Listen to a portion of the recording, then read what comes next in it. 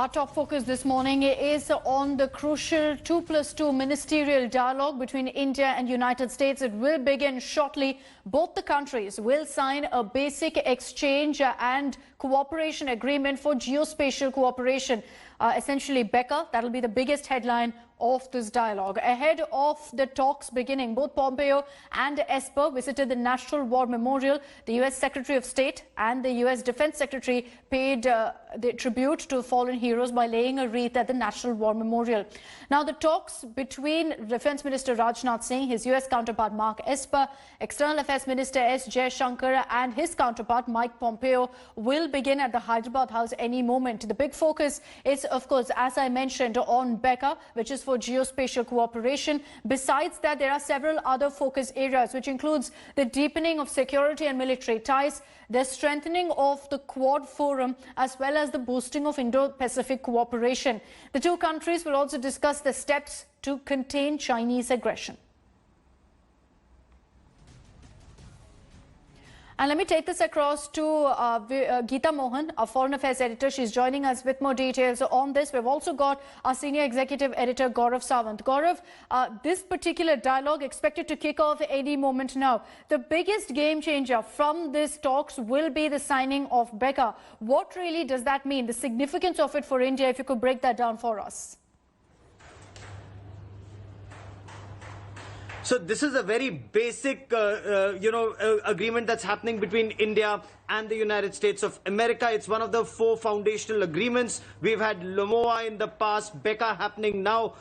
This would be exchanging and cooperation in terms of intelligence and geospatial, information, which means we'll have access to US GPS systems. We'll have access to minutest details of where the adversary would have, his assets, and this would enable us, in case there is a requirement, to target our aircraft can target the enemies, our satellite, our missiles can target the enemy with pinpoint accuracy. So we'll have access to high-end technology, we'll have access to high-end information, and BECA, like LMOA, like other agreements in the past, will take this relationship to the next level. So you've had a communication agreement where encrypted communication and confidential communication is shared between the two countries. It cannot be taken by any third country. That's a very important agreement. Intelligence sharing has been an important agreement. Now remember, when there was a Doklam crisis between India and China in 2017,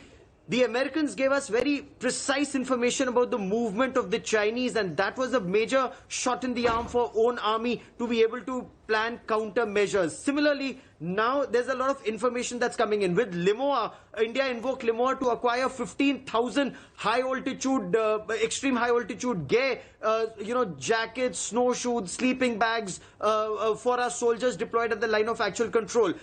The cooperation is not just between India and America for the benefit of these two countries, but US sees India as a big regional and global power. So India wants a bigger role in Afghanistan. That cooperation will be discussed. How to counter China, that's something that will be discussed. Quad already moving forward with India, Japan, Australia and the United States. Then 4 navies exercising together at Malabar next month. Malabar series of exercises next month. So this is the level of cooperation. Just before elections, the Defence Minister and Foreign Minister are in India. Just shows the importance the two countries give to each other.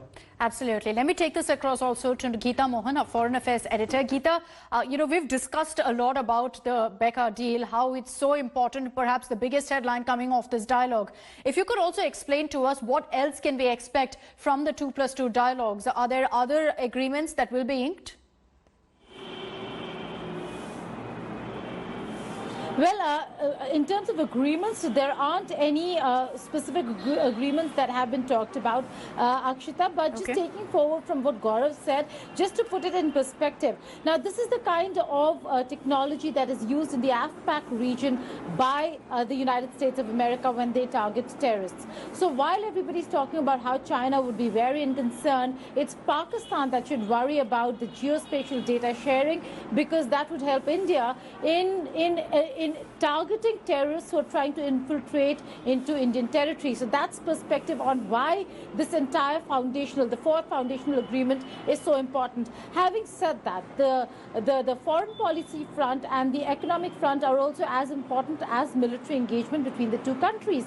We are looking at discussions, and there have been discussions even between Pompeo and Jaishankar last evening to do with the visa issues between the two countries. If the two sides need to move forward, there has to be some forward movement on the cultural, educational and visa front as well. And that's something that the two sides are looking at and how to move forward.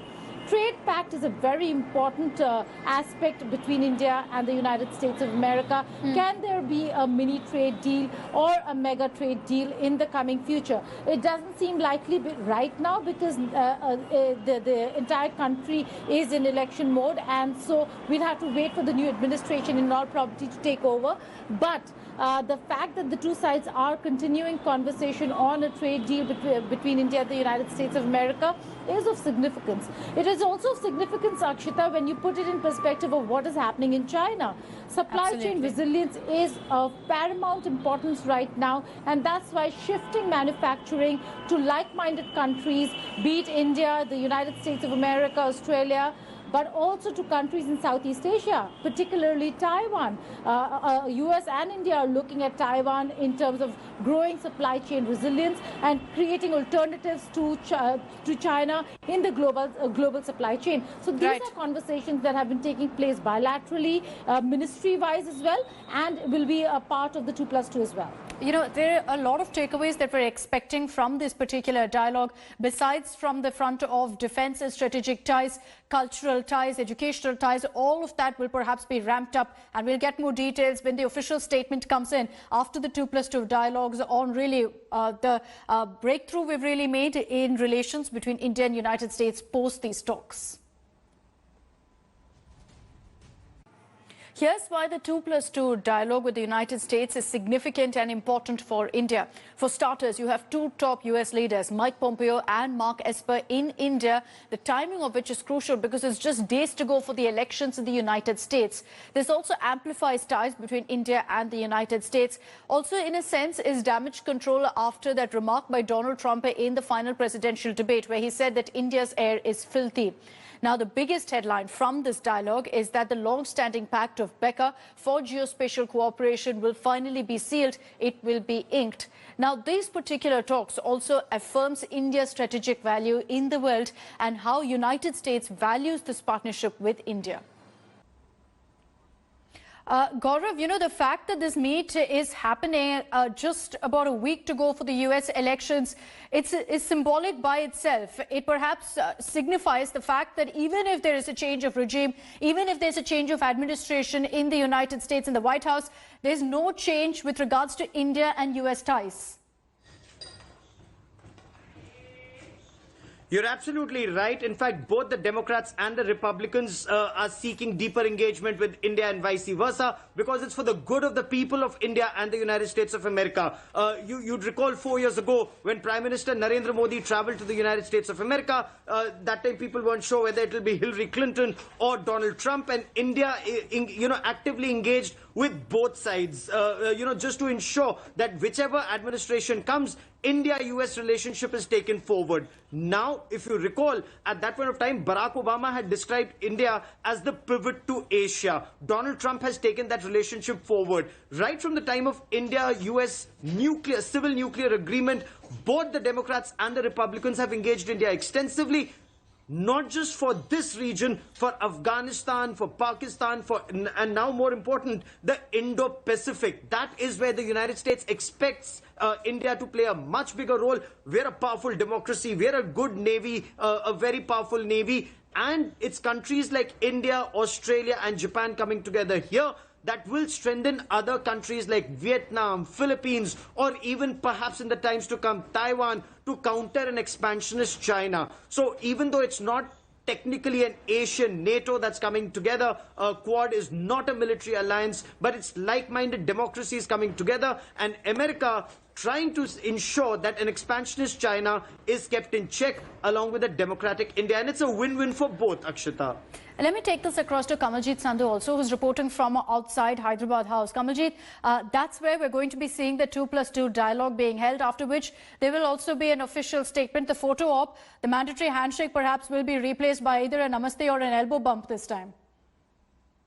Well, absolutely. All smiles for the camera, but what is going to happen is a real historic deal, because BECA is extremely important at a juncture where both China and Pakistan seem to be giving trouble to India. Now, India has shown its own preparedness, but remember, this is going to be a shot in the arm for defense forces with the BECA deal being signed, because satellite imagery and the maps being shown real time. This is something which is going to be extremely crucial for India. The other is about how America has played an important role as far as Pakistan is concerned, showing displeasure as far as cross-border infiltration or, for that matter, ceasefire violations are concerned. So extremely important deal. And remember, coming at a time, as both Geeta and Gaurav were pointing out, a week before the presidential polls. The business cannot stop, whether it's the Democrats or Republican. India is a strategic partner, and things must not stop is something which has been indicated with this 2+2 meeting. So both Mark Esper as well as Mike Pompeo being here. Remember, at 9 o'clock, they were already at the War Memorial. Then 10:10 is a time after a photo opportunity. There will be serious business talk and a heart-to-heart talk, whether it's a defense deal and the other deals as well. Then there is going to be obviously a calling on by both Secretary of State and the Defense Secretary on the Prime Minister. And at 2 o'clock is where there will be a joint statement which will be issued, and all eyes on that, because this, remember, is both important to India and the United States. Absolutely. Absolutely. So 2 o'clock is when we're expecting the joint statement. And also important to highlight, as Kamalji told us, that Pompeo and Esper will also be meeting with the Prime Minister later today after the 2+2 dialogue. Let me take this across to Abhishek Bhalla as well, because Abhishek, perhaps all of the focus of the 2+2 dialogue is about how this will help boost up defense and strategic ties. That perhaps will be the biggest takeaway from the dialogue today. That's right, and that's the big focus, defense and security cooperation between the two countries. In the past, important deals took place, and we are seeing the benefits of that already, especially amid the India-China tussle. LEMUA was signed a few years back in 2016, and just this year, a few days back, in fact, India got a major emergency procurement of winter clothing from the United States for troops that are deployed in Ladakh and other areas along the line of actual control just ahead of the winter. And even this time, when BECA will be signed, of course, it means that Indian military will have access to satellite data of the United States, which can be used for military operations. This is not a civilian deal. It means that the Indian Navy or the Indian Air Force and even the Indian Army, their accuracy will improve. Missiles can hit their target with precise, specific locations. And that's why it's a big game changer as far as India-US military ties are concerned. Okay, we'll watch out for all the big headlines from the 2+2 dialogue. Request Geeta, Gaurav, Abhishek and Kamalji to stay on with us. Hello everyone, this is Rahul Kamal here. Hope you enjoyed this video. For the latest news and analysis, like and subscribe the India Today YouTube channel, and don't forget to press the bell icon to stay updated.